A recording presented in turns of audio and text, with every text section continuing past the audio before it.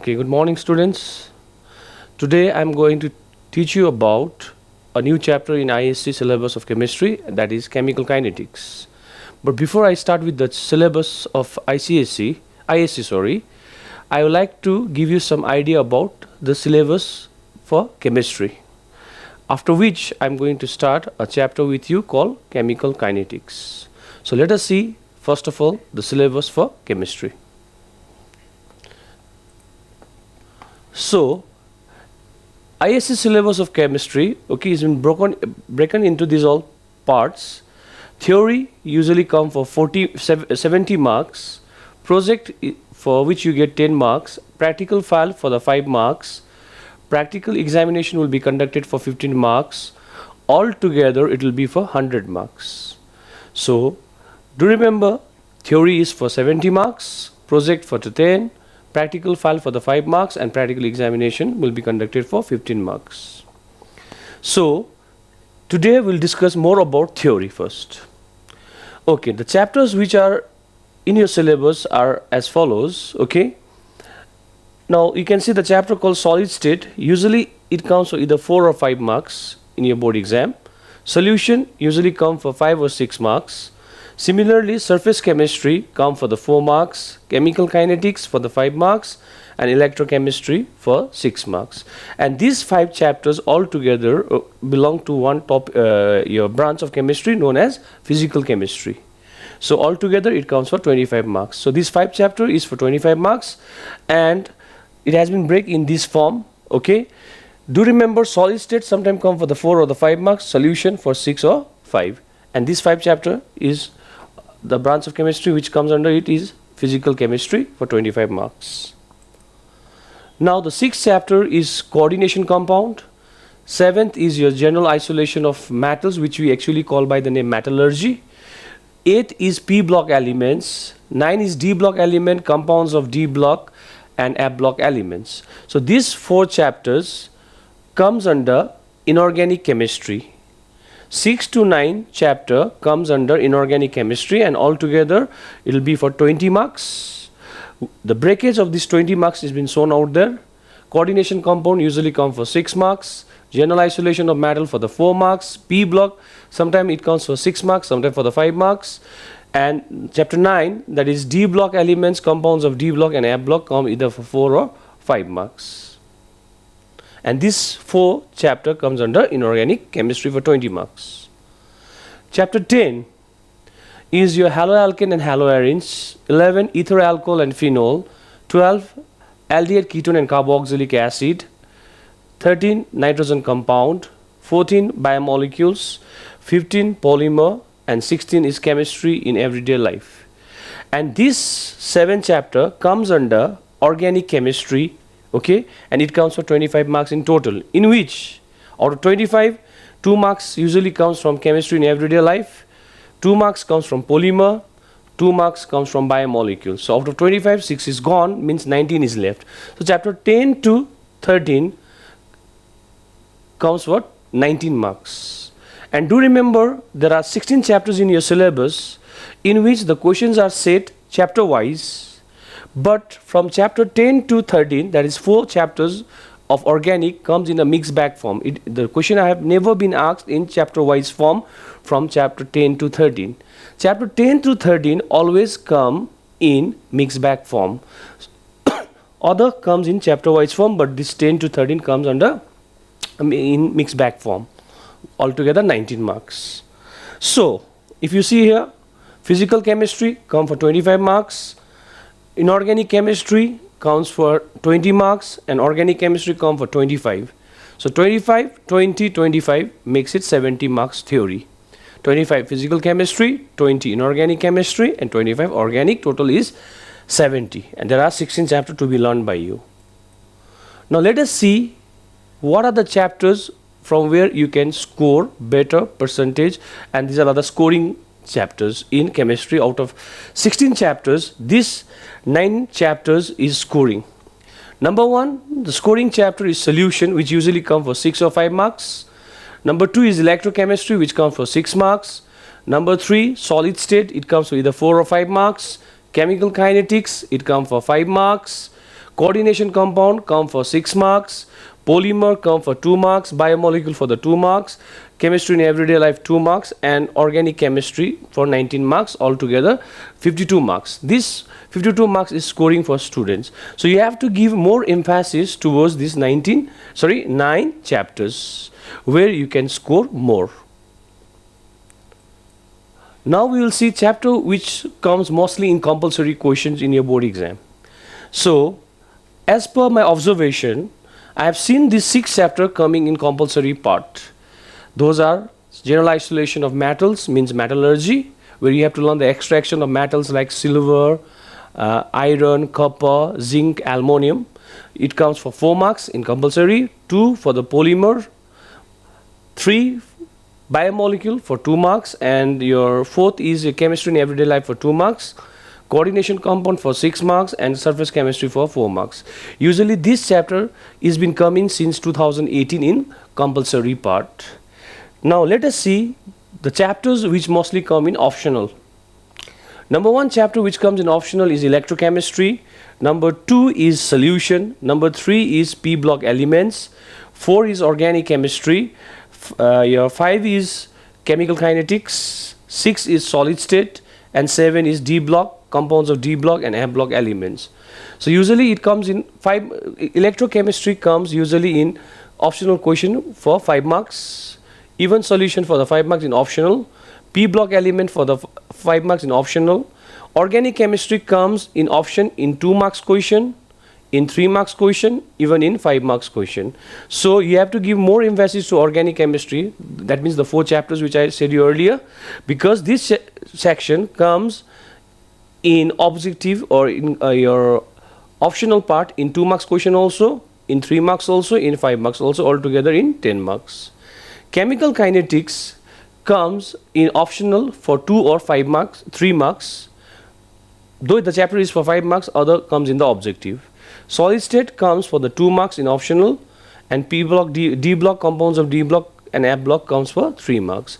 So these are the chapters which comes in optional. Now 2018, 2019, okay, the pattern was same. But in 2020, there was a little bit change in the pattern of question. For example, compulsory question came in optional question, means the one which used to come in compulsory, but in 2020, that chapter came in optional, and that chapter is coordination compound. It used to, last 3 years, it used to come in compulsory, but in 2020, it came in optional. Similarly, there are some chapters which used to come in optional, but in 2020 it came in compulsory. P block elements, D block, compounds of D block and F block elements, chemical kinetics, solid state. This chapter used to come in optional, but this year in 2020 it came in compulsory. So from here, students, I request you all not to do the prediction, because last 3 years the chapter which used to come in compulsory, this year it came in optional. The chapter which used to come in optional came in compulsory. So that is about my study. Now we'll go through the question pattern for ISC. Okay, usually in ISC, out of 70 marks, 20 marks is your compulsory part. 20 marks is your compulsory part. Question number 1, which contains these 4 subparts, that is fill in the blanks, multiple choice, match the column, and question and answer. So fill in the blanks usually come for 4 marks. Okay, there will be 8 blank, each blank carry half marks. There will be 8 blank, each carry half marks, altogether 4 marks, for which option will be given on the head. Multiple choice come for 4 marks. There will be 4 multiple choice question in which you get 4 options. Okay, each question carry 1 marks. Match the column comes for the 4 marks. Question answer comes for 8 marks. There will be 4 questions in it, each carry 2 marks. So 4 2s are 8. So altogether 20 marks is your compulsory part in your ISC pattern. Now we'll see the optional part questions out here. Question number 2 to 8. Question number 2 to 8. Okay, there are total 7 questions, each carry 2 marks. And do remember, out of the 7 question, any 2 question will have option. So there will be 7 question, 2 marks each. So 7 2s are 14 mark. Okay, and the question, any two question will have option, I said you, and that question which has option usually will be from these chapters like chemical kinetics, solid state, organic chemistry. Till last year the option used to come from chemical kinetics and only organic chemistry, but this year they have given option from the new chapter called solid state also. So last 3 years the option used to come from chemical kinetics and organic chemistry only, but this year they have given option from solid state also. So question number 2 to 8, there are 7 questions, each carry 2 marks, any two will have option, altogether 14 marks. Now question number 9 to 15, okay, again there are 7 questions, each carry 3 marks. Again out of these 7 questions, any two questions will have option. So altogether 7 3s are 21 marks, in which any two question will have option, and that two chapters question will be from these 3 chapters. So last 3 years the option used to come from D block elements, compounds of D block and F block elements, and organic chemistry. Last 3 years from chapter number 2 and 3. But this year they have given option from the chapter electrochemistry. So the pattern keeps on changing, but the chapter remains same, only they are changing the optional chapters. Last 3 years the question used to come from chapter 2 and 3, but this year they have added a new one, that is electrochemistry. Now we will see question number 16 to 18. 16 to 18 means there are 3 questions, each carry 5 marks. Obviously there will be sub part in it. So 3 questions of 5 marks each makes it 15, and in this 3 question all question will have options, and the chapters which comes out here is this 5. So last 3 years the option used to be from P block elements, electrochemistry and organic chemistry, but this year they have given options from the chapters like solution and coordination compound also. So I repeat again, last 3 years the option used to be set from electrochemistry, P block and organic chemistry, but this year they have set it from solution and coordination compound and organic chemistry. So it is not fixed that the option will be always from one chapter, okay, it may vary from year to year. So do remember these all. Okay, I have explained you about the question pattern, syllabus, what are the marks allocation for each chapters, syllabus. Okay, now before I proceed with the chapter with you today, again I would like to repeat, you have to give importance to the scoring chapter which I have shown you there.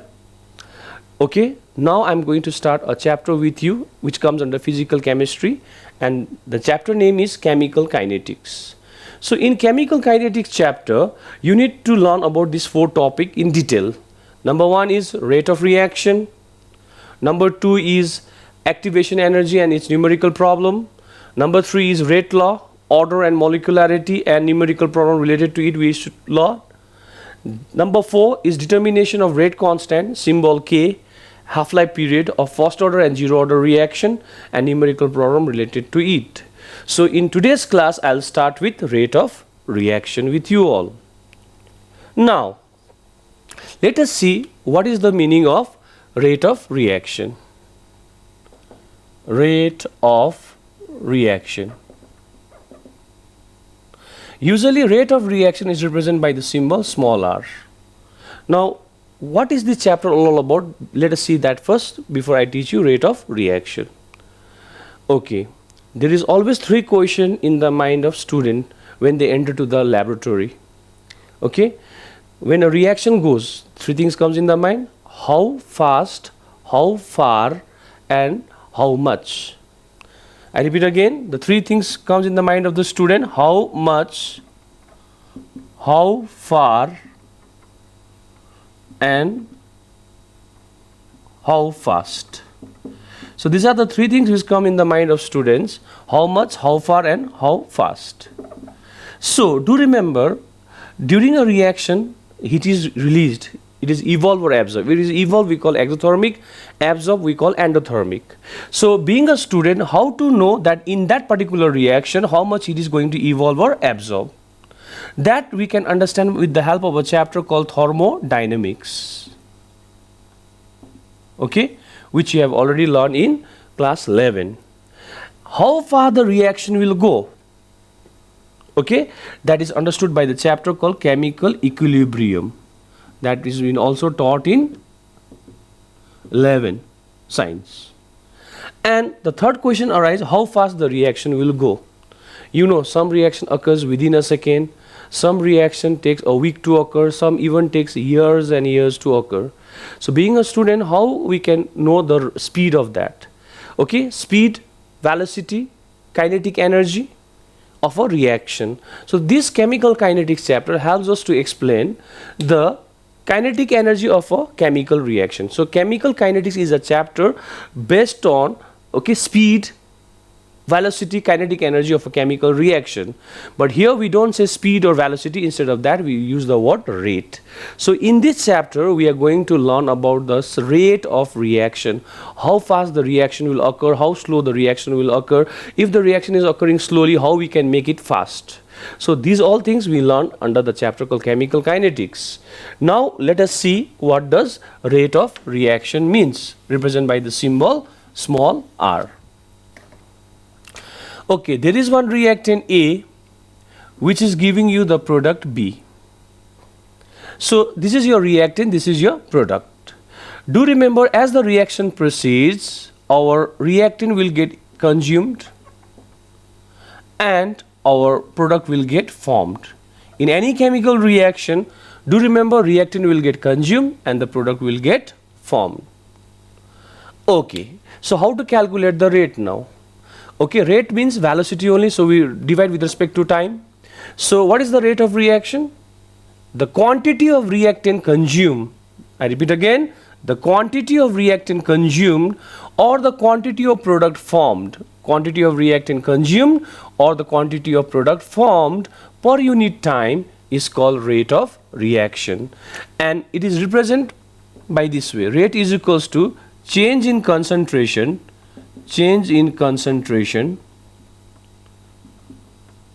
by change in time.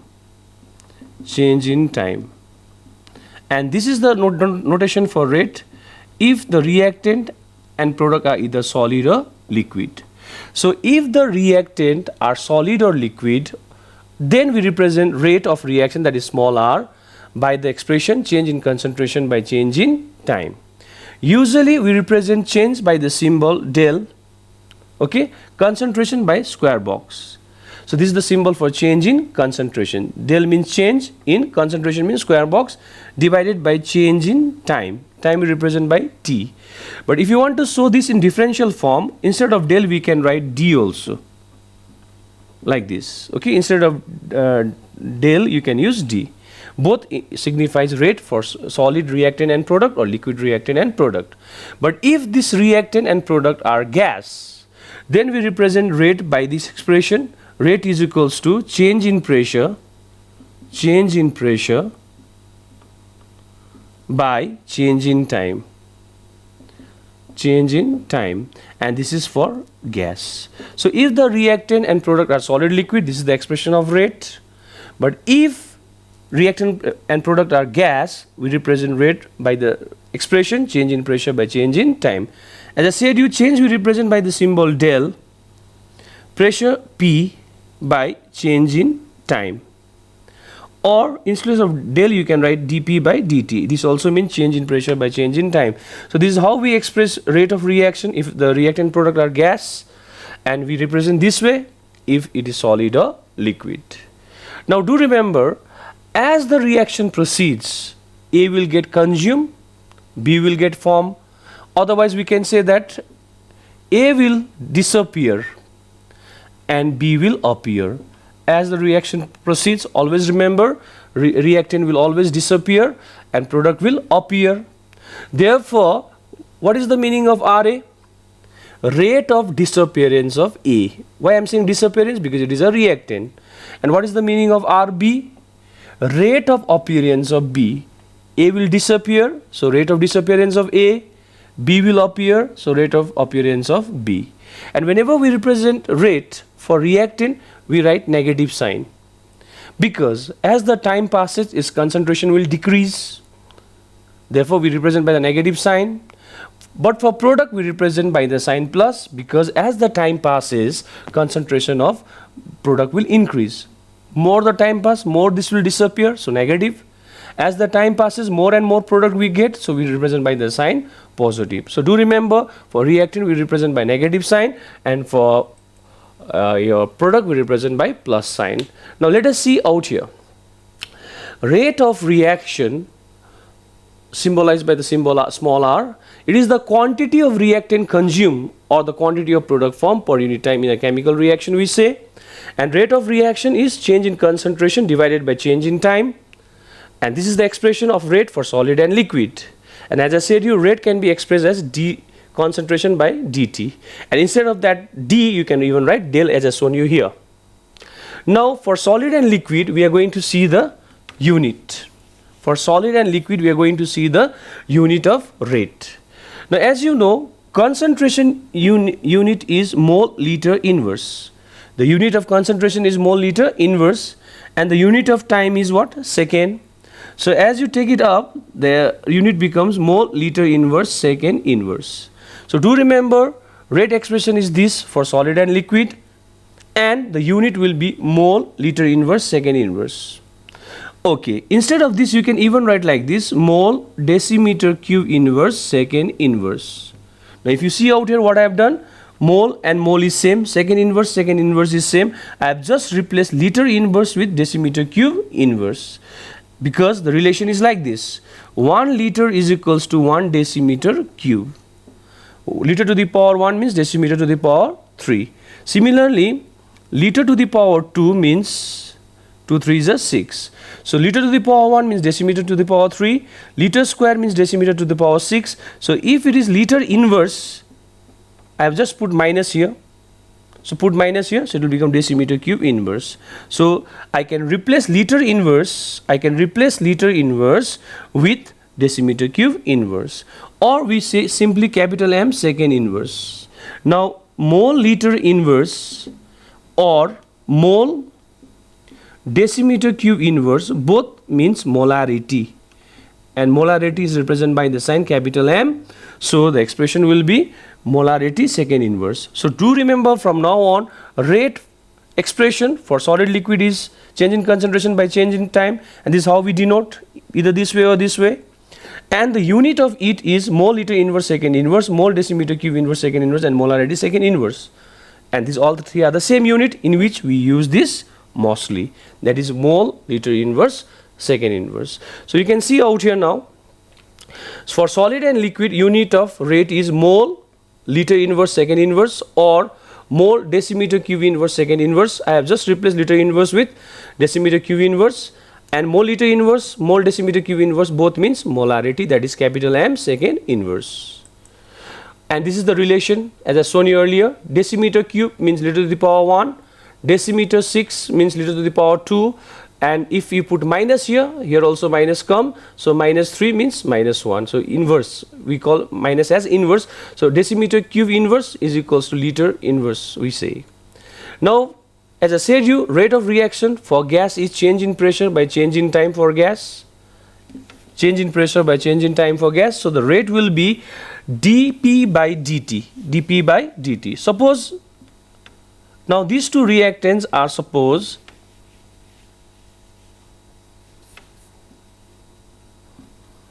gas. Suppose this is your reactant A and B, both are gas. So if it is gas, the expression of the rate will be change in pressure by change in time. So change in pressure we represent by change in pressure by change in time. Otherwise you can write in differential form also. Okay, this is for gas if A and B are gas, reactant and product are gas. Now the unit of pressure is atmosphere and the unit of time is again second.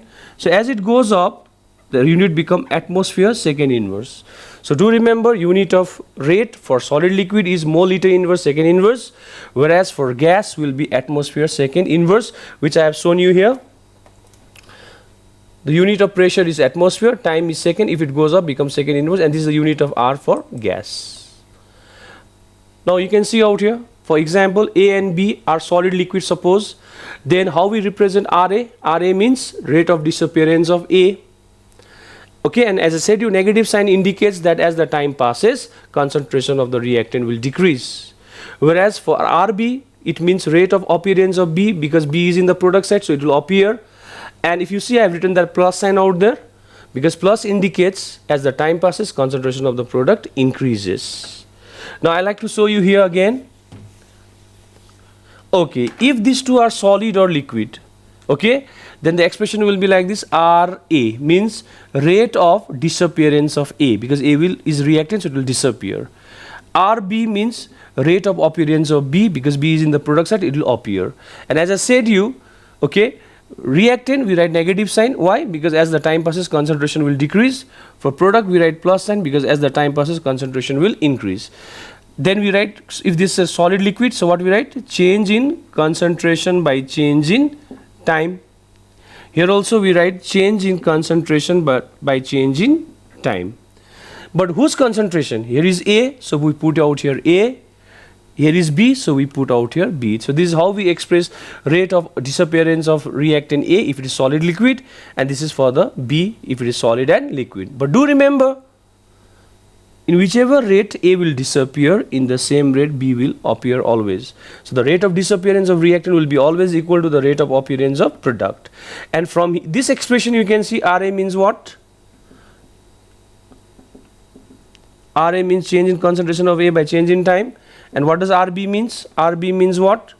Plus change in concentration of B by change in time. So this is your final expression. So if it is solid liquid, this is how we represent. But what if both are gas? That time we write again RA means change rate of disappearance of A. But I am saying now these two are gas. So that time we write negative sign, because as the time passes, concentration of the reactant decreases. But now I am saying these two are gas. So that time we write like this: change in pressure of A by change in time. Similarly for RB, if it is gas, since it is in the product side, so we write plus, because as the time passes, concentration will increase, and the expression will be change in pressure of B by change in time. And again, do remember, in whichever rate A will disappear, in the same rate B will appear. So if these two are equal, these two also has to be equal. So therefore we get minus change in pressure of A by change in time is equals to plus change in pressure of B by change in time. So students, do remember, this is how you express the rate if these two are solid or liquid, and this is how you express the rate if they are gas. And do remember the unit of rate. If it is concentration, we write mole, liter inverse, second inverse. And if it is gas, we write atmosphere, second inverse. This is the unit for rate for solid liquid, and this is for the gas. And if you see in this expression again, rate of disappearance of B, I have written plus change in concentration of B by change in time, and up there rate of disappearance of A, RA, is equals to minus, means as the time passes, concentration will decrease, change in concentration of A by change in time. And at the bottom what I have written here, in whichever rate A will disappear, in the same rate B will appear. Therefore I replace RA with this expression and RB with this, and these two are equal. Now in this also you can see out here, I have written A and B out there. A is the disappearance, or it gets consumed during a reaction, whereas B will get appear or formed. For solid liquid, change in concentration by change in time, expression is there, and the unit I have shown you how to get it, because concentration means mole liter inverse, and time is what? Second, and second goes up, become mole liter inverse, second inverse, and liter inverse can be replaced with decimeter cube inverse, and mole liter inverse and mole decimeter cube inverse means molarity, that is capital M, second inverse. But for gas, change in pressure by change in time, expression is here, pressure is atmosphere, time is second, so the unit becomes atmosphere second inverse. Now here, whichever rate A will disappear, in the same rate B will appear. So RA I have replaced with this expression. Why negative? Because it is reactant. RB I have expressed this way. Why positive? Because B is in the product side. But if both are gas, A and B both are gas, so instead of concentration we use pressure. So again negative because it is reactant, positive because B is product. Rate of disappearance, reactant, rate of appearance, product. Again these two will be equal. In whichever rate A will disappear, in the same rate B will appear, and this will be the expression of the rate if A and B are gas. Now let us see one more example of it. A plus 2B gives 3C. Now I need to find the rate of A, B and C. Since in this case A and B both are is in the reactant side, so we write rate of disappearance of A and rate of disappearance of B. But C is in the product side, so we write rate of appearance of C, because it is in the product side, it will appear. So this RA means rate of disappearance of A, RB means rate of disappearance of B, because B is in the reactant side this case, and RC means rate of appearance of C. Now since A and B are in the reactant side, we write negative sign, whereas C is in the product side, we write plus sign. Why? Because as the time passes, its concentration will increase. Then change, I am considering them as solid or liquid. Therefore, the expression will be change in concentration by change in time. RA, so I have written A inside the box. RB, I have written B inside the box. RC, I have written C inside the box. But this two is negative because they are reactant, and this is positive because C is in the product. Now, if you see in A, there is no coefficient. Therefore, I have not written anything out here. Whereas in B and C, the coefficient is 2 and 3. Okay. So this 2 which is in the coefficient has to be reciprocal. This 3 which is in the coefficient has to be reciprocal. So do remember, in the expression, if there is no coefficient, no need to write. But in the reaction, if there is coefficient, we reciprocal and write. Why? Because you may have learned about limiting reagent in class 11. Okay? Because it is not that all the reactant will consume during a reaction. Okay? Sometime half of that will get consumed, sometime 1/3. So how much product is going to form depends upon the limiting reagent in the reactant side. Therefore, for that reason only, we divide with the fraction out here. So do remember, no coefficient, no need to write. If there is coefficient, we reciprocal and write in the expression of rate. As I said you earlier, in whichever rate A will disappear, B will disappear, in the same rate C will appear. So the rates should be all equal. And if these three are equal, means this right hand side expression will be also equal. So this will be equal to this, will be equal to this, as I have shown you here. So far I have explained you about rate of reaction, okay, for reactant and product. Now we will see the factors on which rate of reaction depends. How we can increase the speed of a reaction. Okay, the factors on which rate of reaction depends. How we can increase the rate of reaction. So to increase the speed of reaction, rate of reaction, it depends upon these 7 factors, which I am going to explain you one by one. Okay, first is concentration, second one is pressure, third one is surface area, fourth one is physical state, 5 is light radiation, 6 is catalyst, and the 7th is temperature. So let me go first with concentration.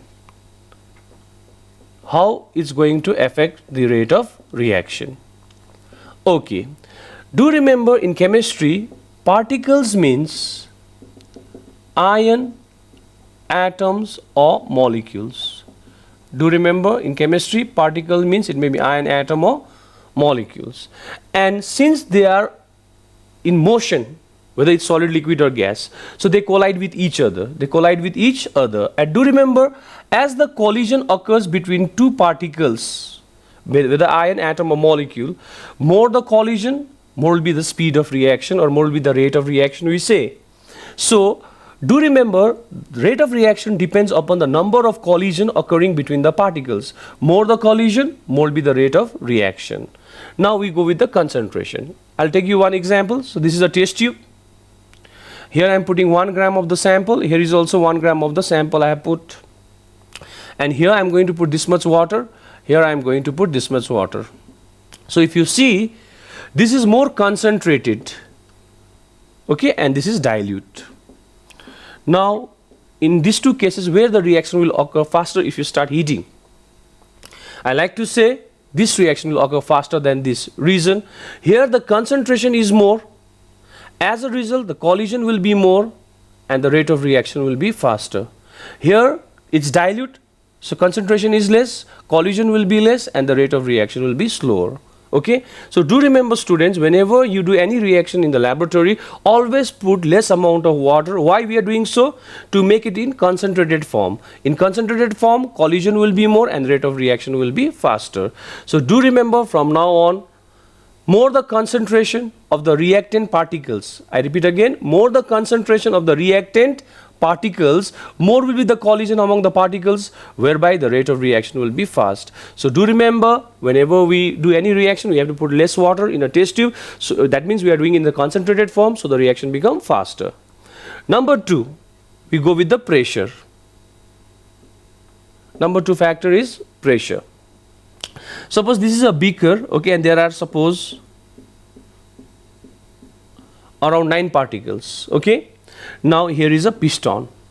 So when you increase the pressure, it is obvious the piston will go down. As a result, the same 9 particles will saturate somewhere in this place. So when you increase the pressure, volume will decrease. When you increase the pressure, volume will decrease. As volume decreases, the particle will come close to each other, whereby the chance of collision increases, whereby the rate of reaction will be faster. So I repeat again, higher the pressure you apply, okay, lesser the volume, more the collision between the particles, reactant particles, more will be the rate of reaction. Therefore, again I am taking 2 cases out here for you. Now here I put 1 gram of sample, here is also 1 gram of sample, and I am putting same amount of water in both. That means both are concentrated. But one I am doing in open vessel, one I am doing in closed vessel. Open and closed vessel. Now where the reaction occurs faster? Here. Because by closing the vessel, test tube, you are applying a pressure, whereby this reaction will occur faster than in open vessel. So whenever you do any reaction, if you do in closed vessel, reaction will be faster. Indirectly you are building a pressure, because of which collision will be more and the rate of reaction will be faster. Number 3 is surface area. Number 3 factor on which rate of reaction depends is surface area. Okay, if you take a solid piece of chalk, okay, in your palm, so this much place is going to occupy, but if you convert it into powder form, the same chalk, it will occupy more place, more area. So do remember, in powder form, surface area will be more. As a result, the collision will be more and rate of reaction will be faster than in solid state. In solid state, surface area will be less of reactant particles, whereby collision will be less and the rate of reaction will be slower. But the same thing, if you convert into powder form and you do the reaction will be faster, because in powder form surface area will be more and rate of reaction will be faster. So do remember so far the 3 things to be kept in mind when you do any experiment in the laboratory. You will do it in concentrated form, you will do it in a closed vessel, you will do it in powder state rather than in solid state. Now we go to the next factor, that is physical state. Number 4 factor is your physical state. Okay. In physical state, you know that there are 3 states of matter: solid, liquid and gas. Okay, and you know that the velocity, you have learned in class 6-7, the velocity is very high in gaseous state, lesser in liquid, much more lesser in solid. So do remember, more the velocity, more will be the kinetic energy. More the kinetic energy, the collision will be more effective. And more the effective collision, more will be the rate of reaction. I repeat again, solid, liquid, gas. Suppose if the reactant particle is in gaseous state, means their velocity will be high, kinetic energy will be high, therefore the collision will be more effective one, whereby the rate of reaction will be faster. Whereas in liquid state and solid state, as compared to gaseous particle, the velocity will be less, kinetic energy will be less, therefore the collision will be less effective. As a result, the rate of reaction will be slow. So do remember, always do the reaction in gaseous state, the reaction will be faster. Reason: kinetic energy, velocity will be high, whereby the collision will be more effective and the rate of reaction will be high as compared to solid and liquid. Now we go to the light radiation. You know, photosynthesis occurs in presence of light. So therefore, okay, light also has a vital role. When a light radiation falls on the reactant particle, that light energy is absorbed by the reactant particles, whereby from ground state they go to the excited state. And in excited state, chance of collision becomes more, whereby the rate of reaction will be faster. So whenever a light radiation falls on the reactant particles, the particle will absorb that light energy and goes to the excited state, whereby the chance of collision becomes more and the rate of reaction will become faster. Number 6 is catalyst. Okay, you know what is catalyst? It is a chemical substance which alters the rate of reaction. Means sometimes it increase, sometimes it decrease. The catalyst which increases the rate of reactions are called positive catalyst. The one who decreases is called negative catalyst. You have learned in class 10, 9 also about it. So do remember, if you want to increase the rate of reaction, you need to add positive catalyst. Example, manganese dioxide, iron, copper, nickel. But if you want to decrease the rate of reaction, then we add negative catalyst like phosphoric acid. So to increase the rate of reaction, we always add positive catalyst, and to decrease, we add negative catalyst. Now we go to the last factor, that is temperature. Okay, whenever you increase the temperature, it's obviously the velocity of the particle will increase, and as the velocity increases, rate of reaction also increases. I repeat again, when you increase the temperature, the velocity of the particle always increases, and as the velocity increases, kinetic energy will also increase, whereby the collision will be more effective and the rate of reaction will be faster. Okay, so on increasing temperature, if you increase temperature, kinetic energy will increase because velocity will increase, and if kinetic energy increases, the collision will be more effective between the particles, and more the collision, more will be the rate of reaction. So do remember, on increasing temperature, velocity, kinetic energy of the particle increases, whereby the collision will be more effective, and hence more will be the rate of reaction. So these are the 7 factors you all have to remember how we can increase the rate of reaction. Okay, and all this depends upon the collision among the particles. But do remember, students, all collision does not bring the reaction. Okay, all collision does not bring the reaction, only effective collision brings the reaction, and that depends upon 2 barriers. One is called energy barrier, the other is called orientation barrier. All collision do not bring the reaction, only effective collision brings the reaction, which depends upon energy and orientation. This energy means kinetic energy, which means velocity, and orientation means direction. Okay, so these 2 factors has to be seen in order to have an effective collision. More the effective collision, more with the rate of reaction, and it depends upon 2 barriers, energy and orientation. For example, the 2 vehicles are coming from 2 opposite ends with a very high speed, high velocity, high kinetic energy. So what do you expect? An effective collision? No collision at all. Reason? They were in the different path. Similarly, the 2 vehicles are coming in the same path, in the same direction, okay, but the velocity is less, but direction is matched, that is, orientation is matched. There will be collision, but not effective one. What if both are matched? Velocity is also high, direction is also matched, then the collision will be more effective. So do remember, they are incomplete without one another. Suppose if kinetic energy, velocity is high, doesn't mean that there will be effective collision.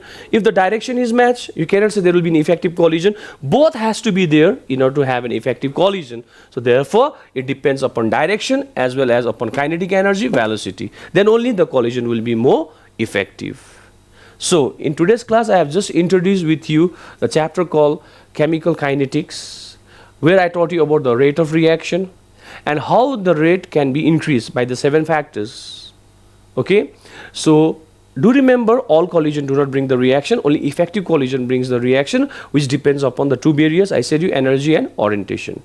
So from here I will continue in my next class. Thank you very much. Stay home, be safe.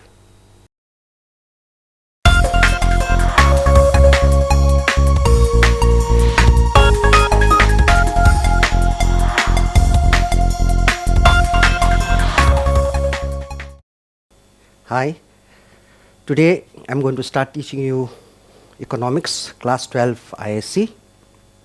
Before I start that, I'll give you an idea of how the marking scheme is. Let's have a look. So out of 100 marks, we have theory paper. This is for 3 hours. It's a 3 hours paper. 80 marks. The next we have projects, that is internal assessment projects. You'll have to do 2 projects, each 10 marks each. 2 projects, 20 marks. And total is out of 100 marks.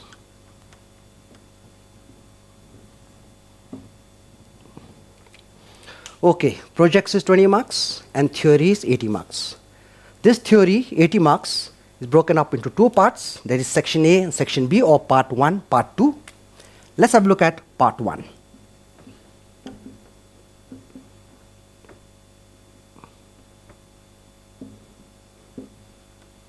Part 1 is compulsory section. You have question number 1, compulsory, which is divided into 10 parts, 1st to 10.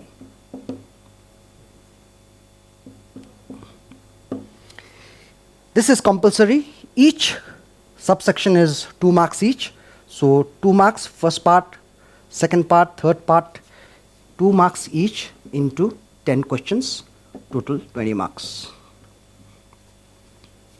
This is compulsory. Part 2. Part 2, there will be 8 questions. There will be 8 questions. Out of the 8 questions, you'll have to take 5. So you can leave out 3. Say, for example, question number 2. Question number 2 has first part, second part, and third part. Similarly, you have question number 3, first part, second part, third part. This goes on. We have question number 4, question number 5, question number 6, question number 7, question number 8, and question number 9. 1, 2, 3, 4, 5, 6, 7, 8 questions. Out of the 8 questions, you need to do any 5. So let's say we take question number 3, question number 4, question number 5, question number 6, and let's say question number 9. 1, 2, 3, 4, 5. So you have selected 5 questions out of the 8 questions. For example, if you are attempting question number 3, the first part is 3 marks, the second part is also 3 marks, and the third part is 6 marks. So each question is 3, 3, 6, 6 plus 6, 12 marks. If you are attempting 5 questions, so you have 12 marks into 5 questions, 60 marks. So you can see here, part 1, compulsory, is 20 marks, and part 2, any 5 out of the 8, you choose 5 questions. Each question is divided into 3, 3, 6. 12 marks, 12 into 5, 60. 20 plus 60, 80 marks. So your theory paper is out of 80 marks. Part 1, compulsory, 20. And part 2, any 5, 12 into 5, 60 marks. This is how the theory paper is divided, right? The detail, for example, in question number 1, these are short answers, 2 marks. So you generally write 3 to 4 lines. Make it brief, to the point. And question number 2, 3, 4 are the rest. First part is 3 marks. So you generally write 6 lines, 7 lines, around about 7, 8 lines. This goes to around about, say, 10 lines plus your graph, etc. So this is the breakup. Part 1 includes the whole entire syllabus you need to prepare. And part 2 has subdivided in different topics. I will get back to it later. So let me start economics, class 12, ISC. The first thing I'm going to start is with microeconomics. When I start with microeconomics, we start with the demand, supply, price mechanism, consumer behavior, etc. Let me start.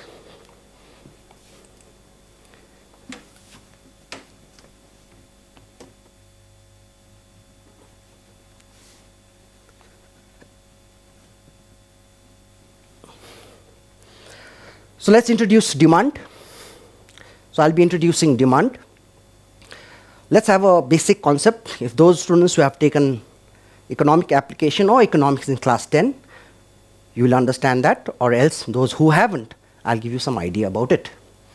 So when you talk about demand, the first thing that arises is there are few things that a good may have a demand. For example, if demand has to take place, there are 3 factors that has to be included. The first factor is your wish. You wish to buy a good. The second is your purchasing power, your income. Can you afford to buy that? Do you have the income to buy that? Second. And the third thing is willingness. Are you willing to buy that? Are you ready to spend that amount? For example, let's say you have iPhone SE2 that is launched in the market this year. The price is say 40,000, 42,000. The first thing is you wish to buy that phone. The second thing is, do you have the purchasing power? Do you have the income to buy it?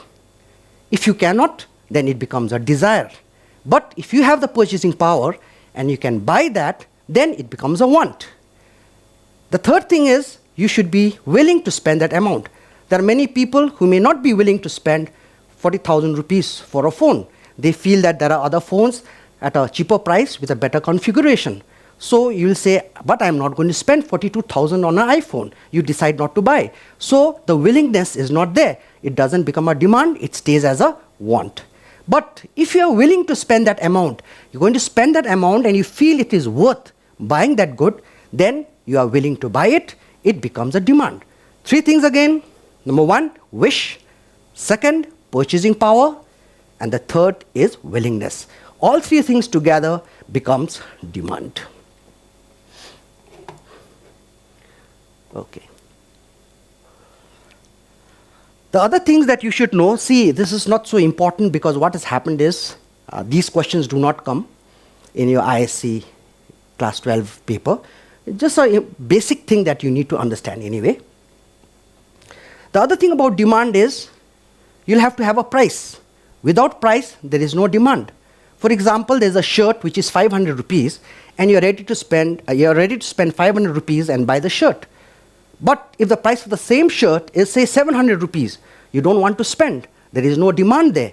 So price is a very important factor for demand. Similarly, the next thing is your time period. When are you going to buy? Time period is very important. Are you going to buy in this week, next week? Because if you're going to buy and postpone it to next year, then there'll be a different demand then. You may not want to buy then because by that time other models, other new features will be coming up in the market. Okay. So let's have a look at meaning of demand. As I told you, demand for any commodity refers to the quantities of that commodity which consumers are willing to purchase at various prices during a given period of time. This is the meaning of demand. When you see quantities of that commodity which consumers are willing to purchase at various prices, quantities at various prices. What it means, let me show you.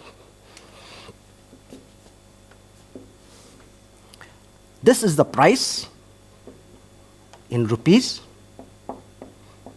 and this is the quantity demanded in kgs. There has to be a given period of time. So we'll say per week, in a week, in a month. Let's say the price of potatoes is 40 rupees. 40 rupees per kg and you tend to buy 5 kgs. When the price of potato is 30 rupees, you will buy 6 kgs. When the price of potato is 20 rupees, you will buy 7 kgs. Notice when the price falls, the quantity demanded in kgs per week increases. Here you will see that at different prices, various prices, the quantity demanded is very different. So here you see quantities of that commodity purchased at various prices, at different prices, the quantity demanded is different. This is what is the meaning of demand. All right. So now you've understood the meaning of demand. There are various factors affecting demand. The first thing that you think of is when you say factors affecting demand, you'll think of the price. Sometimes we use the word factors affecting demand, or else it is also called determinants of demand. Determinants and factors meaning the same. So we will see what are the different factors that affect demand. The first thing that of course everyone knows is the price. price of commodity. The demand for a commodity has an inverse relationship to its price. With increase in the price of commodity, its quantity demanded falls, and vice versa. This is also the law of demand. Before I start explaining you this, you see the word inverse relationship. You will also understand there's another word called direct relationship. First, you need to understand inverse and direct relationship so that you can draw graphs without learning by heart. Let's have a look at how we understand inverse relationship and also direct relationship. Here we go on the blackboard here. Have a look here. Okay, the first thing is let's understand direct. Direct relationship. When you see the word direct relationship, it actually means that if one variable increases, the other variable will also increase. If one variable decreases, the other variable will also decrease. Let's take a case. Let's say income.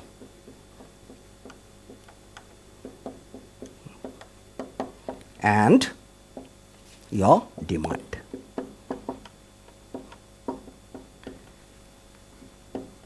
Let us say when your income is 1,000 rupees, you buy, say, 1 kg of sugar. If your income is 2,000 rupees, you buy 2 kgs of sugar. You will notice that when the income is increasing, there is an increase in demand. This is called direct relationship because when the income is increasing, there is an increase in demand. If I were to draw a graph based on this,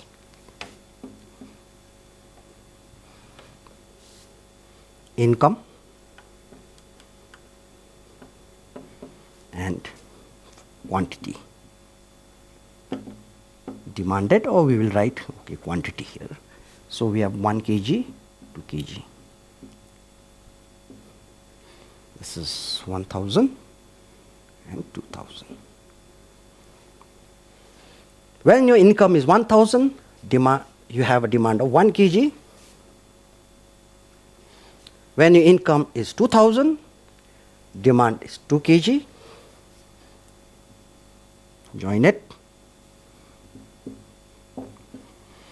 Have a look at this demand curve. You'll notice this demand curve is upward sloping. Upward sloping towards the right. Upward sloping towards the right means it is positively sloped. The demand curve is positively sloped. Direct relationship, positive slope. The next is inverse relationship.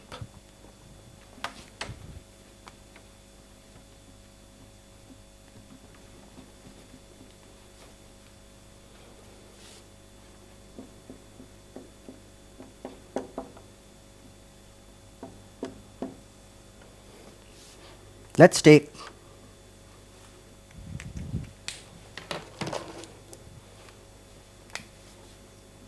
the price in rupees and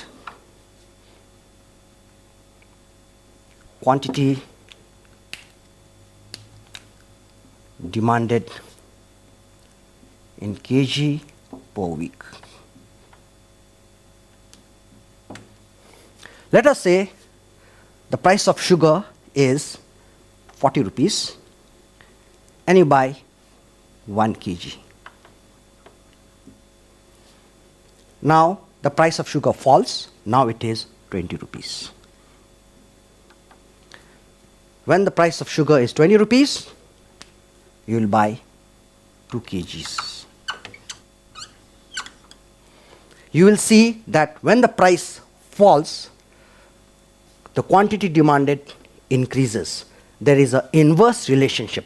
When one variable goes down, the other variable goes up. Let's have a look when you draw a graph here.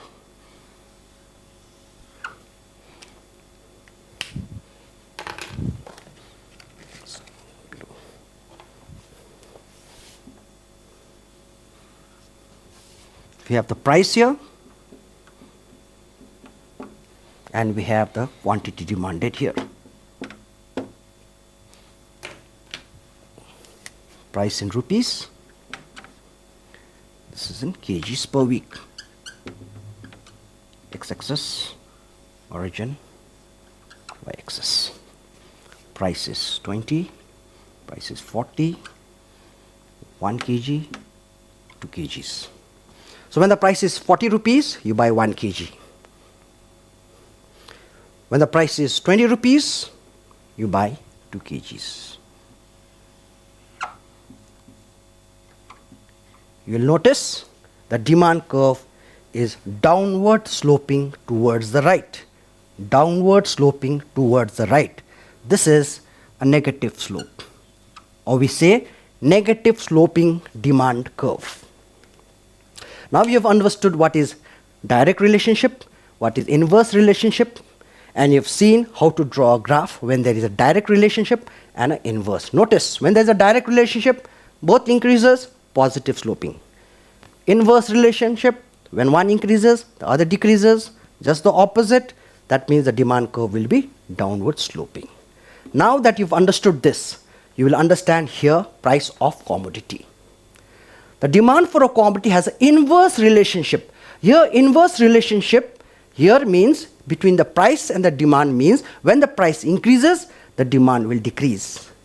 Or when the price increases, the quantity demanded will decrease. Opposite direction, so obviously when there is opposite direction, there is inverse relationship. Inverse relationship means that your demand curve will be downward sloping towards the right. Next.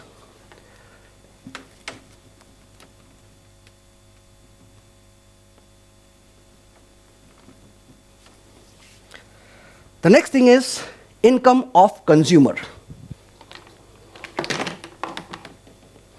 Income of the consumer. The first thing when you think of the income of the consumer and the demand, you will say that when your income increases, the demand will also increase. Yes, that happens for normal goods. But there are some goods where when your income increases, your demand tends to decrease. For example, inferior goods and inexpensive goods of necessity. Let's start this. Income of the consumer determines the purchasing power of a consumer. The relationship between the income of a consumer and the demand for a commodity depends upon 3 types of commodity. Let's see first normal goods. When you think of normal goods, you will think of examples like TV, car, house, anything that gives you comfort and is a luxury item. So when your income increases, you tend to buy more. You tend to buy a TV. You tend to buy a car. That means when income of a consumer increases, the demand for normal goods will increase. Notice both are increasing. Let's have a look at a graph on this. A graph for normal goods. On your y-axis, we have income,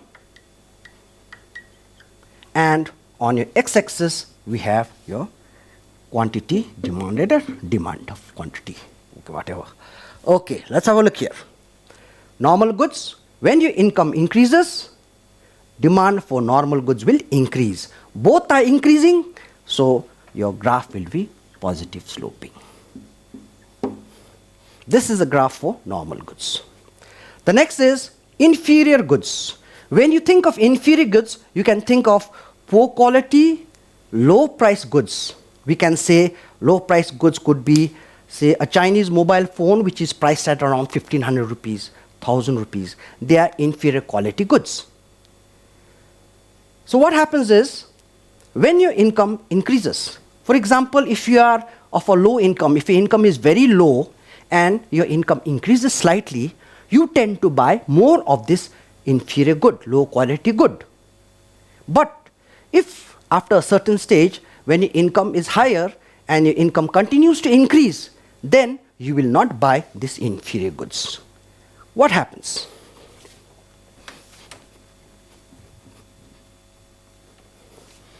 Suppose a family is having a low quality rice, ration rice, low quality rice, low price rice, what happens? Let's say his income is low. When his income is very low, then what happens is, if his income increases, then he'll buy or he'll demand more for these inferior goods or low quality rice. However, once his income increases further, then he will not demand for more of this inferior good. Rather, he'll switch over to superior quality good. What happens here? Let's have a look. So here you have inferior. Let's start with inferior goods. Rice. Let's say the price of the rice is rupees 20. And a family purchases, demand for a family is, say, 6 kgs. So at price 20 rupees, the demand is 6 kgs, and they're spending around 120 rupees. Now, the price of this inferior good falls. You may think that when the price falls to 10 rupees, if his low income, if his income is very low, then he will demand more. Say here he will demand 12 kgs and spend 120 rupees. This is for low income group. But if you have a better income, then what happens? Generally what happens is, when the price falls from 20 rupees to 10 rupees, he will not buy more. He will not demand more, but rather he will demand less. Only say 4 kgs. And he spends 40 rupees. When the price falls, the demand will decrease. So when the demand for inferior good decreases, what he'll do is, with the remaining income, he'll switch over and buy superior quality rice. So let us say the superior quality rice is rupees 80.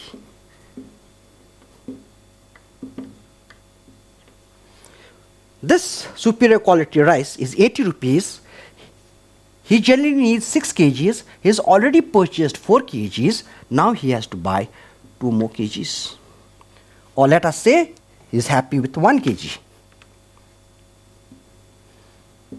80 rupees. So you will find that the inferior quality rice, he is going to buy 4 kgs, not 6 kgs. And the superior quality rice, he buys 1 kg. So when the income of a consumer increases, what happens is, people switch over from inferior good to superior quality goods. So when the price of inferior good falls, there will be decrease in demand. The next thing is inexpensive good of necessities.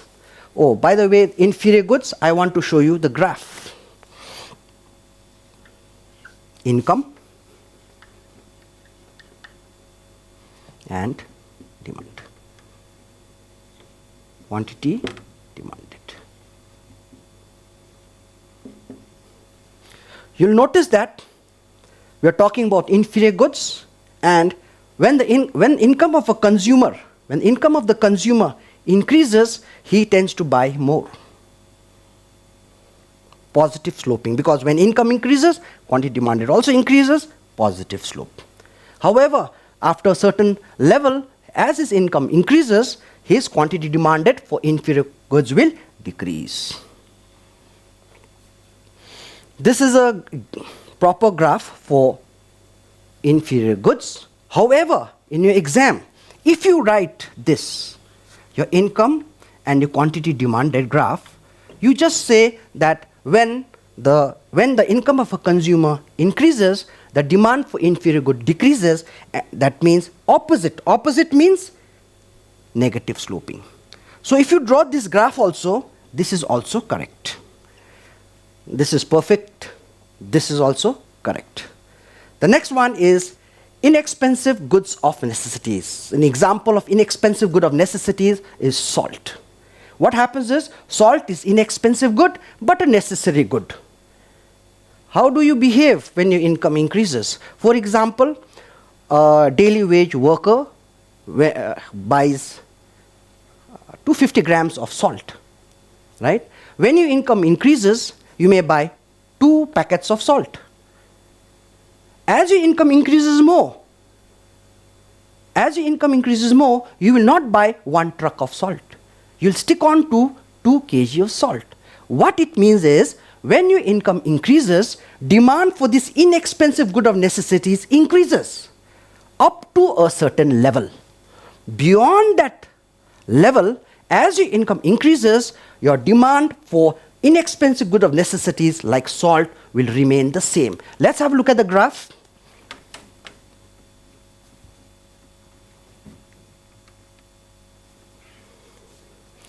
We are doing the third one, inexpensive goods of necessities.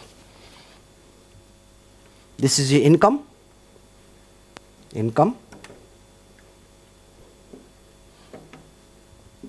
This is your quantity demanded. Now you notice that, like for example, salt. When your income increases, demand for salt increases. When you had very low wage, you bought just 250 grams. But when your income increases, you buy 2 packets of salt. What happens? As your income increases, demand for the salt increases up to a certain level. Beyond this level, if your income still increases, you're not going to buy 10 packets of salt. You're going to stick to 2 packets of salt. So what happens is, as your income increases, demand for salt will remain constant. As your income increases, demand for salt will remain the same. This is on income of consumer.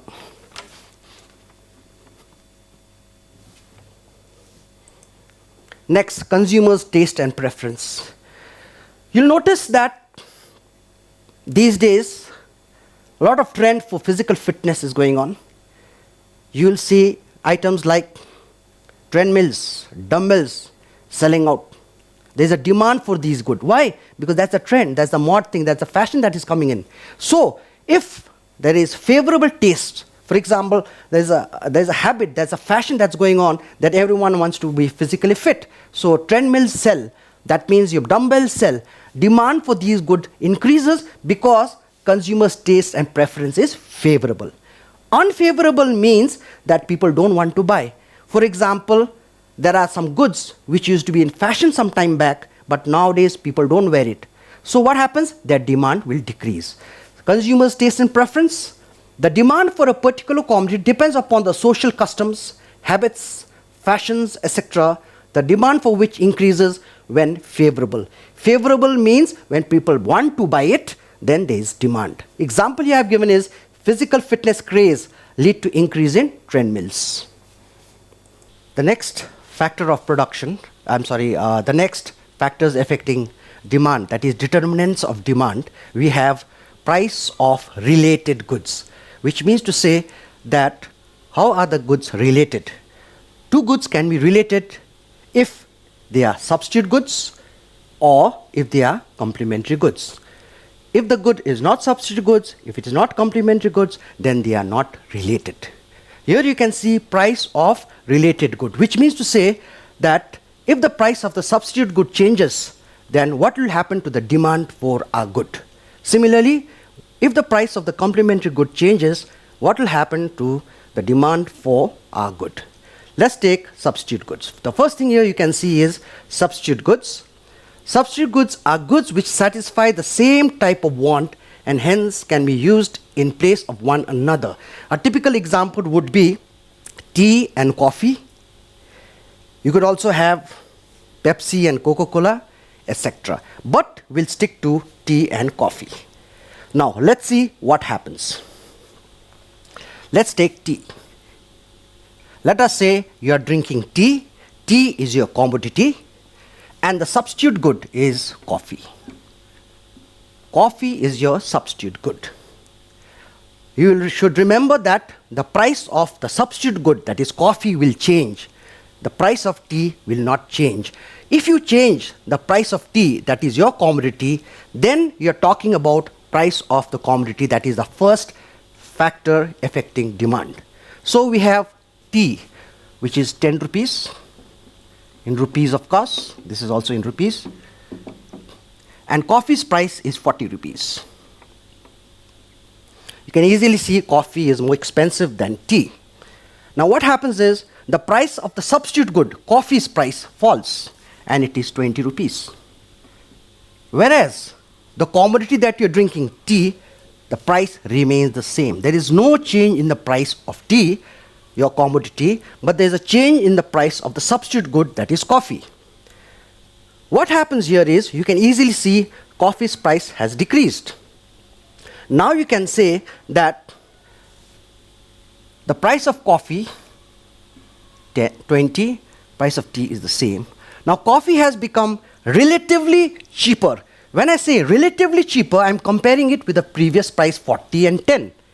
Relatively cheaper does not mean that tea is more expensive and coffee is cheaper. It just means that relatively compared to before, the price of coffee is less, so now coffee is relatively cheaper.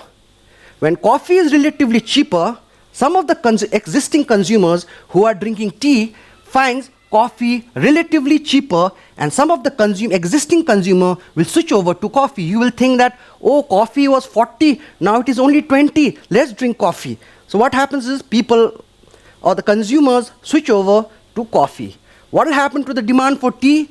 Though the price remains the same for tea, the demand for tea will fall. Let's have a look using a graph. So you have your x-axis, you have your y-axis.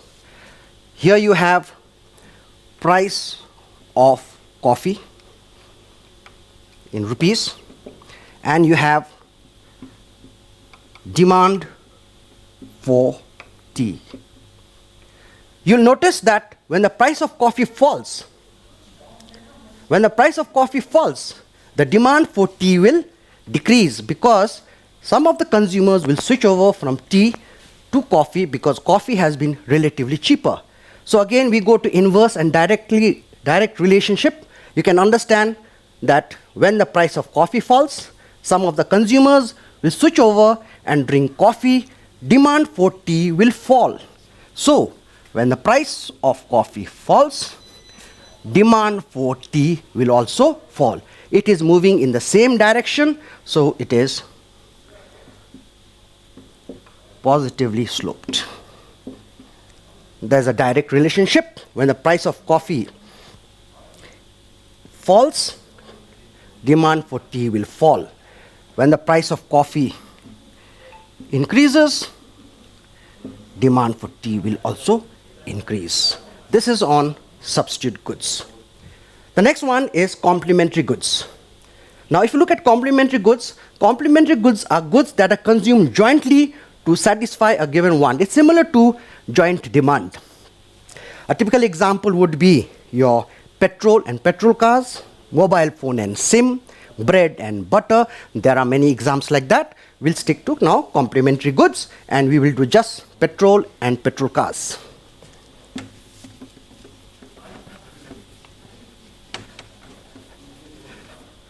So let us say price of petrol and so we'll say demand for petrol cars.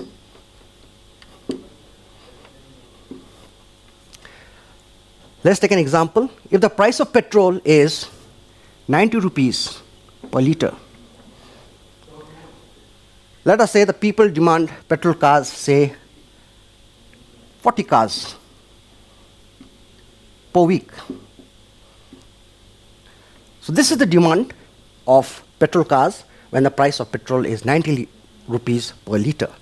Now you can imagine price of petrol falls to 60 rupees. When there's a drastic fall in the price of petrol, petrol is cheaper now. What will happen to the demand for petrol cars? People will start buying petrol cars. Demand for petrol cars increases to, let us say, 80 cars per week. So you can see when the price of petrol falls, demand for petrol car increases. It's in the opposite direction, inverse relationship. When one increases, the other decreases. Let's have a look at a graph. Price of petrol and demand for petrol cars. Once again, price of petrol, if it decreases, demand for petrol car increases. Opposite direction, inverse relationship. What will happen to the demand curve? It will be negative sloping.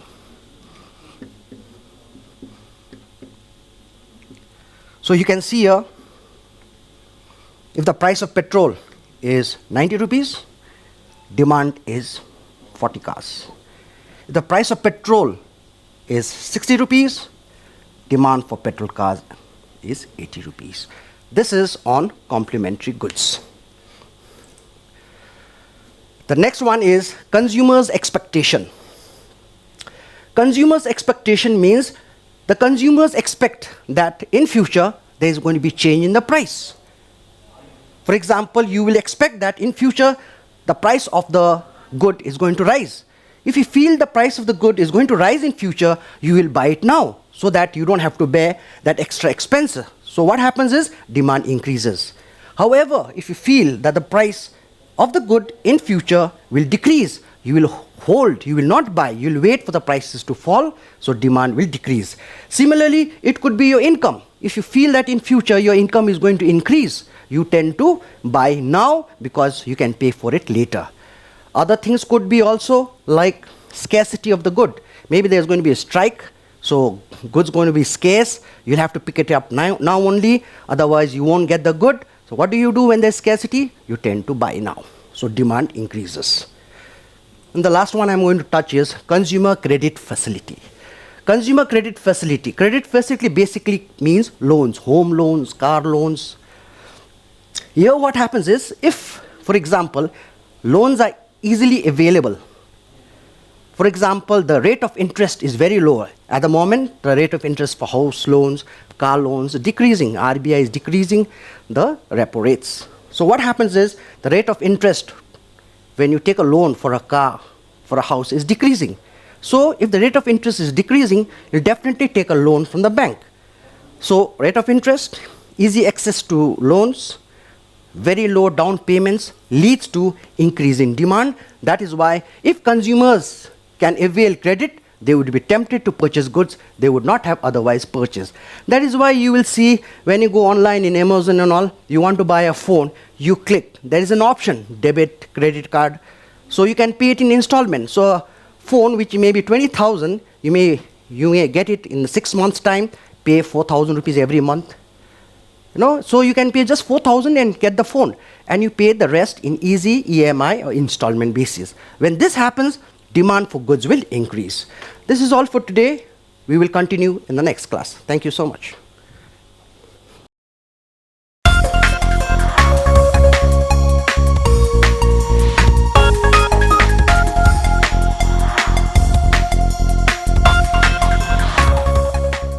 Hello everyone. Today we will be dealing with computer science for ISC level, okay, ISC 2021. In ISC 2021 or in the ISC level, we have got computer science, not computer application. But in computer science also, you must remember that most of the topics are related to Java and certain portion is related to Boolean algebra, okay.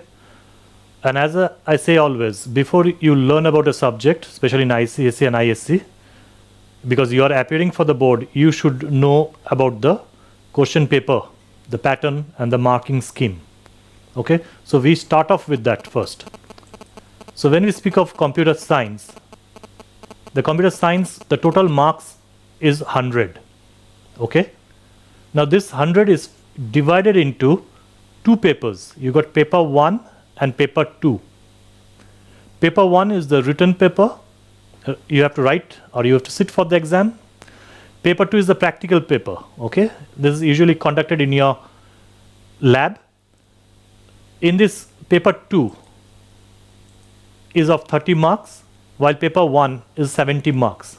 So 70 plus 30 gives you 100, right?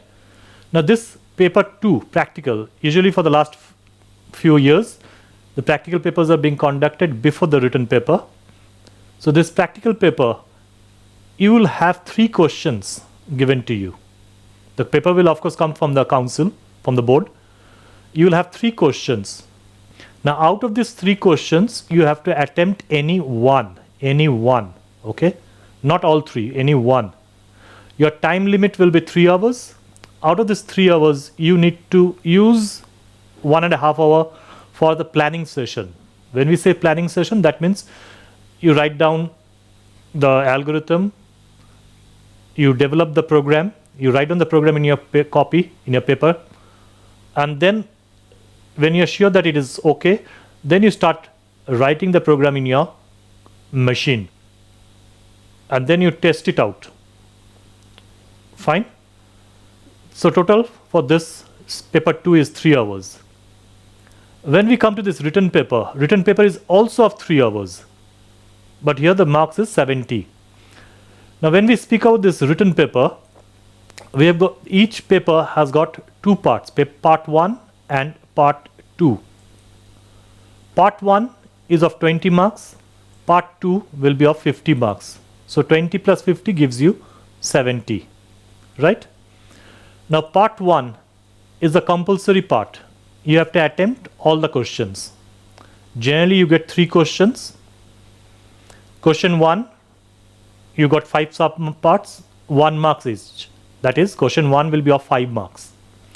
Question 2, again you have got 5 parts, 5 sub parts, but here the marks are 2 marks for each one, each sub part. So total comes to 10. And finally we have got the question number 3. Here we got only 1 question. Generally you get a small code. Either it will be a method, part of a method, which you need to dry run and give the output. Okay, so here we have got 5 marks. So when we total them up, you get 20 marks for part 1. Then we have got part 2, which is of 50 marks. This part 2 is divided into 3 sections: section A, section B, and section C. Section A 20 marks, section B 20 marks, section C again 10 marks here. Okay, 20, 20, 10. Now each of this section A, B and C will have 3 questions. Each one will have 3 questions. Like section A will have question number 4, question number 5, question number 6. B will have 7, 8, 9, and C will have 10, 11, 12. Okay, so each section will have 3 questions. Now out of these 3 questions, you need to attempt 2 questions from each section. So section A has got 3 questions, 4, 5 and 6. You attempt any 2. Section B has got 3 questions, you attempt any 2. Section C will have 3 questions, you need to attempt any 2. So total you are attempting 6 questions. Okay, 2 questions from section A, 20 marks, that is 10 marks each for the questions. Section B, again out of 3 you are attempting 2, 10 marks each. Section C, out of 3 you will be attempting 2, but here for each question there is 5 marks. Okay. Now generally say part 1, when we speak of part 1, you get questions related to propositional logic, you get questions related to Boolean algebra, the laws of Boolean algebra, you get some questions related to, say, the programming concept, you get 1 question related to calculation of the memory space of an array, double dimension array. Okay, double dimension array memory calculation is almost a fixed question that comes almost every year. So this deals with part 1. In part 2, section A, you get questions related to Boolean algebra where you need to solve the Carnot's map, K-map. You got decoder, encoder, multiplexers. So questions related to them are given in section A. Section B, you got programming questions, questions related to programs. Now you must keep in mind for all the programs, all the 3 questions here, the programs that will be given to you will be based on object-oriented programming. So you need to have a number of class, you need to have a number of methods, you need to have constructor, you need to have variables. Okay? For each question, the description for each object, description of the class required, the description of the methods that will be used in the class, description of the variables will be given to you. You need to stick to those particular class, variable, and description of the methods. Okay? And based on the problem, then you write down the process that is needed to solve the logical part within the given method. Right? That is for section B. In section B also you might be required to write down the full program, including the main method. Right? When we come to section C, in section C also you will get programs and you may get one theoretical question, that is question based on, say, the binary tree.